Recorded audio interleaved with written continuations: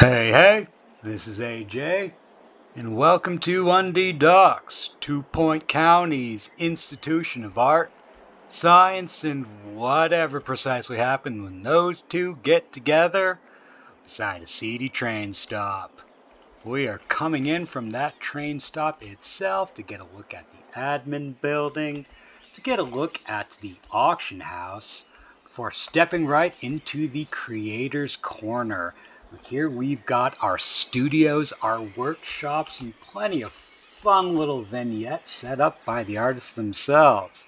My favorite, of course, is right here, Untitled Works, alongside an undisclosed self-portrait. Now we've got paintings of towers, of bats, and all of this artist's sad little anxieties, accompanied by an undisclosed self-portrait, leading to the question of, is he the goth? Or is he the clown? To which the museum responds, what's the difference? I certainly don't know, and I'm not going to spend too much time on it.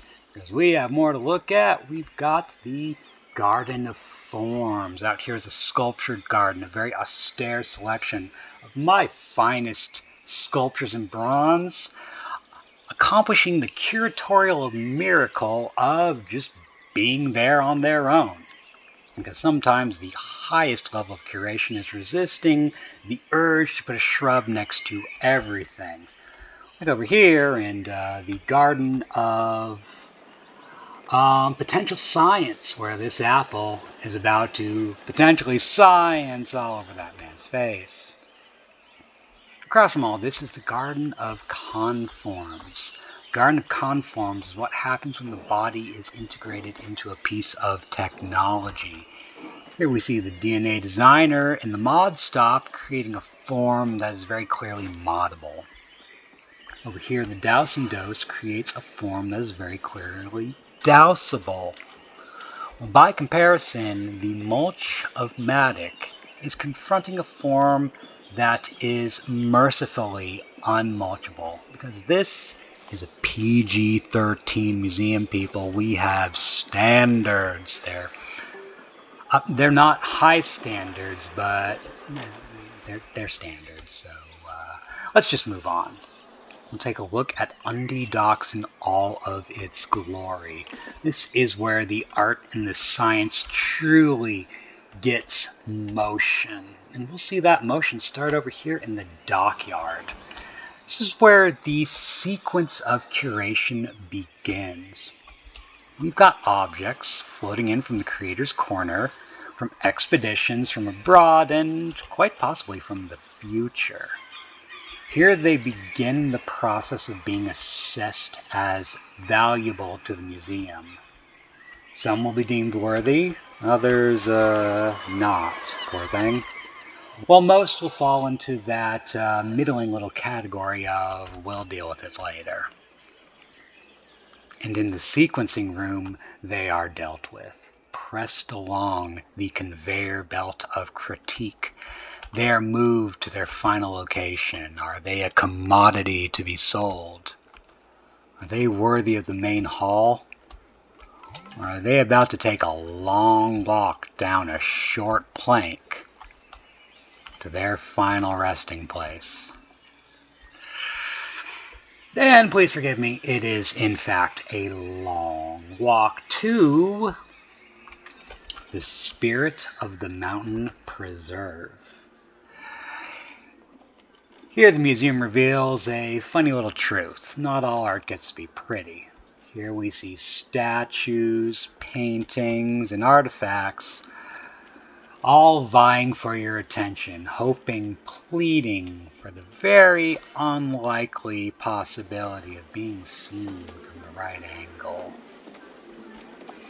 This right here is the Dragon's Hoard, where curation exercises its administrative tyranny and decides what does and does not get to be beautiful. Many things here will languish here forever. Some might get new life. Some might be seen by an eccentric with an idea and a color palette in mind. Taking us out into the antechamber, where we have a fun little exploration of colors and forms that grants us a moment to catch our breath before diving deeper. And whew, I'm doing this all in one take, folks, so I needed that. Stepping over here, we see the formal vignettes. We've got pieces assembled from around the globe, from different expedition maps coming together to make centralized arguments. And this argument is that knits turtles all the way down. Over here we see an argument about the creator's eye. We have the flagon fruit beside the painting of the flagon fruit, giving us a little look into the creator's process. And what we see here is that, okay, in the painting, the tiny one's in the back, the real one's in front, the big one's leaning right, the big one's leaning back. Yeah. I can see no angle from which this painting actually represents reality, and that's fine, because it's art. It's allowed to do that, I think. Over here we have a selection from a much older institution, Wayland Lodge. Horrible paintings and sculptures come together to reveal that art should be beheld lightly.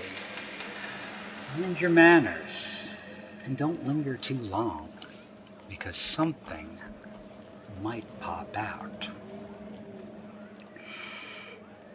Or at least it would if someone was using the TV, but they're not, so let's move on.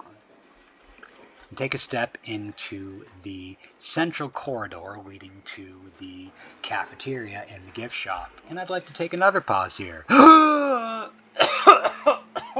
God, I needed that. I'm dying here, folks.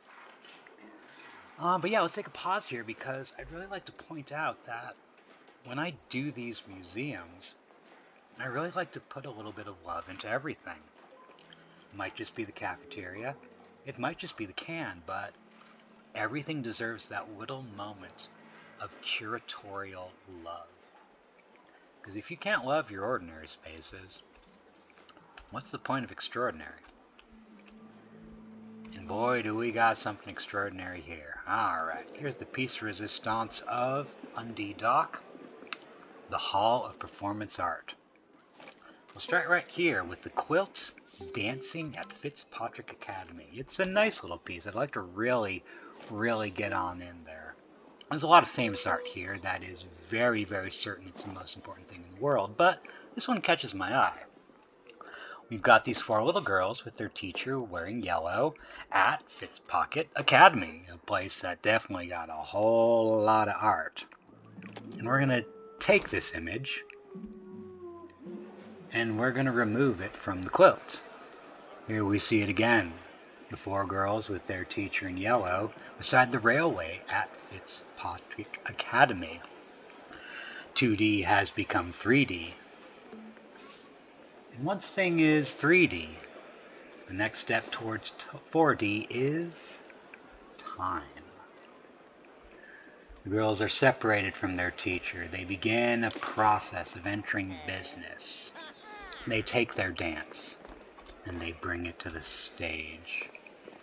What was once merely an image became form, became motion. And my oh my, those two overlapping themselves certainly makes a show. And the girls can step backstage, full adults now, able to recollect on all they've experienced, able to give proper credence to their teacher. Because that, I think, is the central argument of Undee Docks. We have art. We have paintings.